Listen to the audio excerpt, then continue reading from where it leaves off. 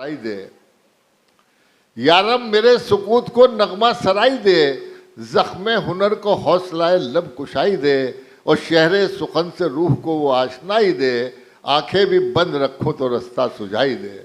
میں سب سے پہلے بارگاہ رسالت مآب میں نذرانہ عقیدت پیش کرنے کے لیے گزارش کر رہا ہوں عالمی شہرت یافتہ شاعرہ محترمہ ریحانہ شاہین سے، جو بہت اچھی نعت خواہ ہیں، عالمی شہرت یافتہ غزل گو تو ہیں ہی، لیکن نعت کے پاک کہنے میں بھی ان کو مہارت حاصل ہے۔ وہ تشریف لائیں اور بارگاہ رسالت مآب میں اپنی عقیدتوں کا نذرانہ پیش کریں اس شعر کے ساتھ کہ لفظ جب تک وضو نہیں کرتے ہم کوئی گفتگو نہیں کرتے۔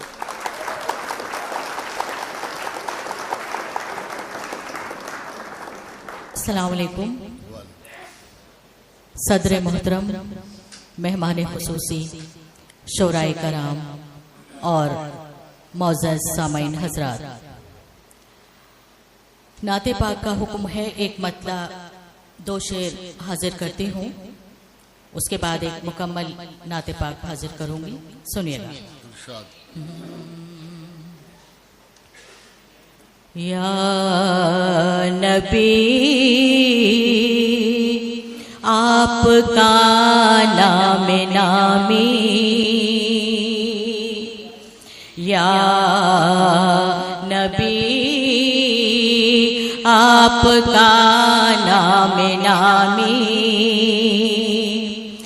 عرش اعظم پہ رب نے لکھا ہے، یا نبی آپ کا نام نامی،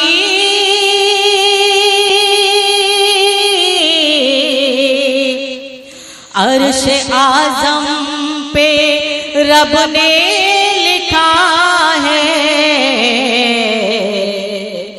ہر بشر یوں تو تخلیق رب کی، مرتبہ آپ کا ہی بڑا ہے، ہر بشر یوں تو تخلیق رب کی، مرتبہ آپ کا ہی بڑا ہے۔ اور نعت پاک کا شعر ملاحظہ کیجئے گا۔ سنت فاطمہ ہے ضروری،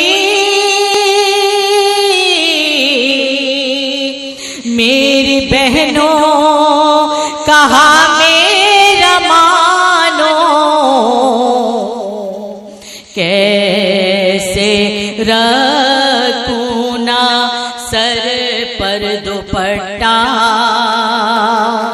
کیسے رکھوں نا سر پر دوپٹہ، سامنے فاطمہ کی رضا ہے، کیسے رکھوں نا سر پر دوپٹہ،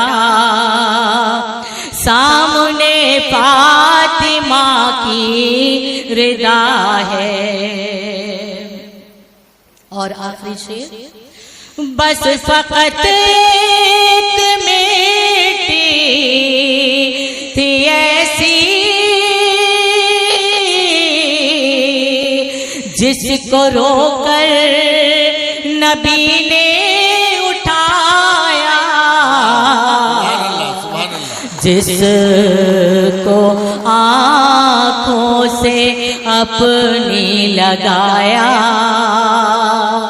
جس کو آنکھوں سے اپنی لگایا،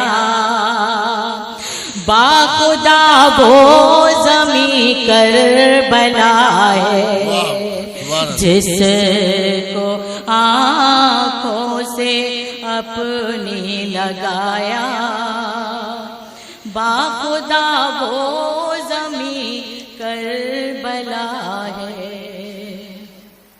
ایک مطلع 2-3 شعر اور ملاحظہ کیجئے گا۔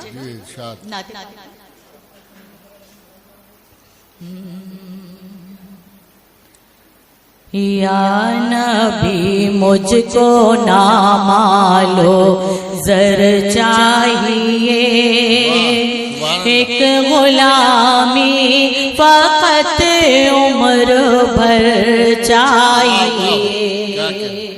یا نبی مجھ کو نامالو زر چاہیے، ایک غلامی فقط عمر بھر چاہیے۔